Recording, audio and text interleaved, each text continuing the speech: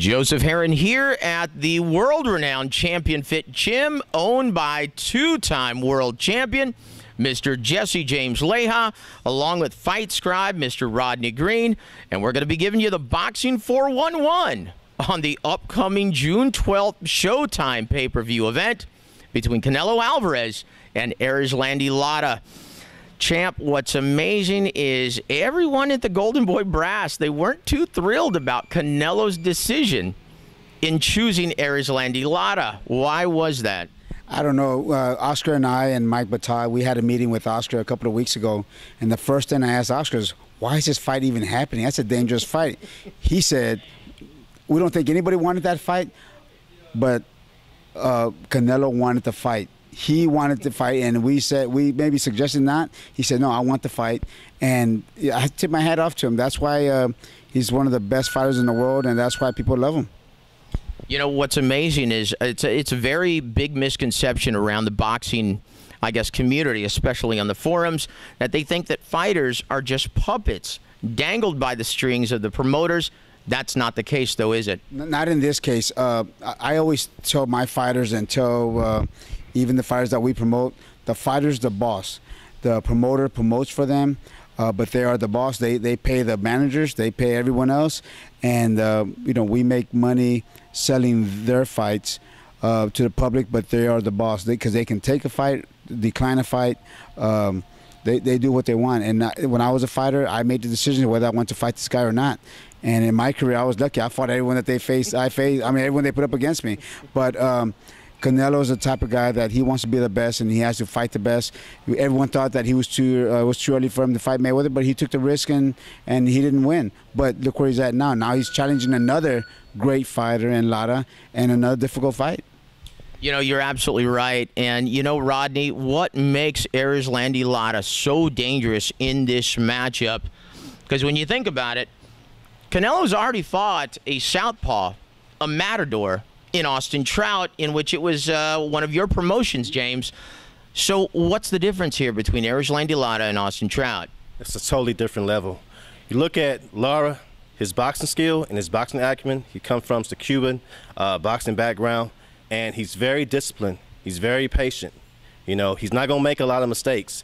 And it's going to be a tough fight because Canelo hasn't really faced the movement like Lara has. You know, it's real slick, can fight going backwards, precise puncher, you know. So Canelo, he's going to have to really, really prepare for what Lara brings to the table.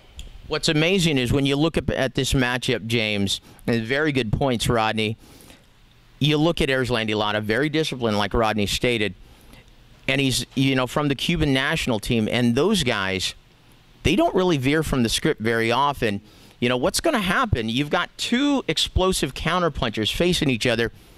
Who's going to take the lead? It almost seems to me like the A-side fighter, who's Canelo, when he starts hearing some boos maybe, when it's lulls in action, he's going to be forced to take in the lead.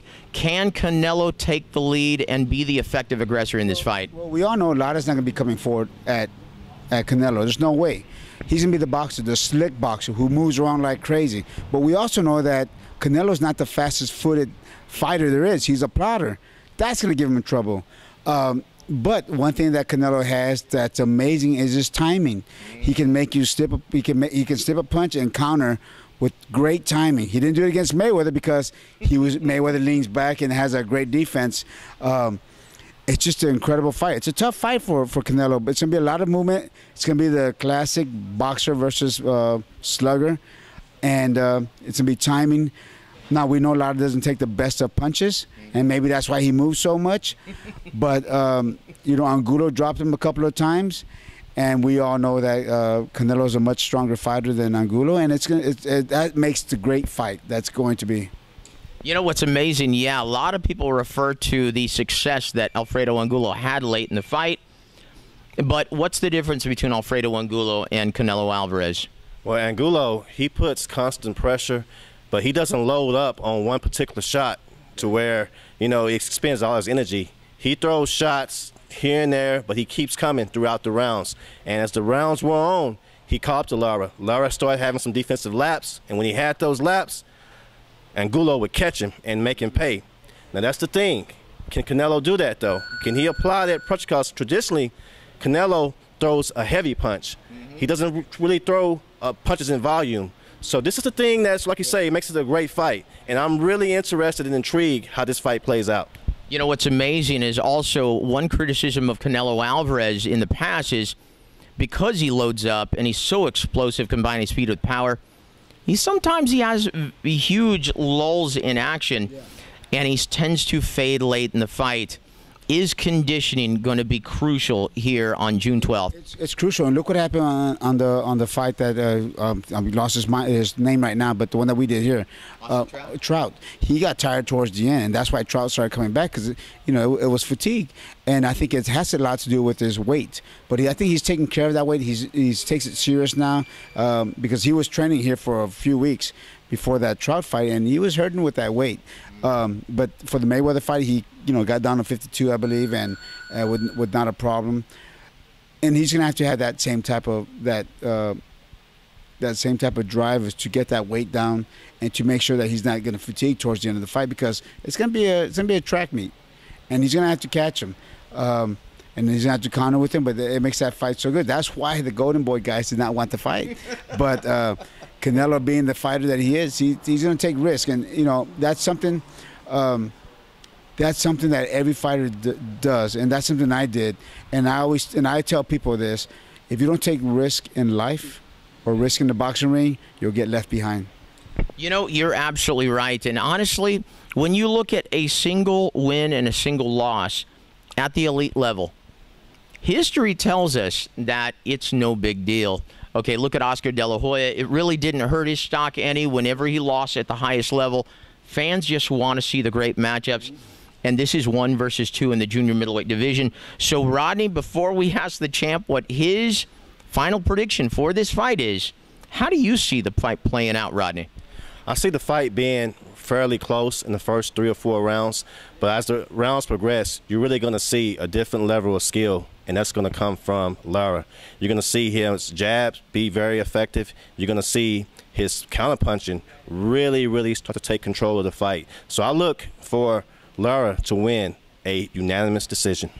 What's amazing, champ, do you have a counterpoint? Because, well, Canelo has the ultimate neutralizer, that massive power that can easily change the fight with one shot. Yeah, and I know Ronnie Schultz, who's training Lara and who's one of my trainer. So I know the style that he's going to put into it and the defense that they work on. And it's going to be a tough fight. And I also think it's going to be a real tight fight for the first 6-7 rounds. But I think the power of Canelo coming down and beating on that body round after round from the first round on is going to take its toll towards the end.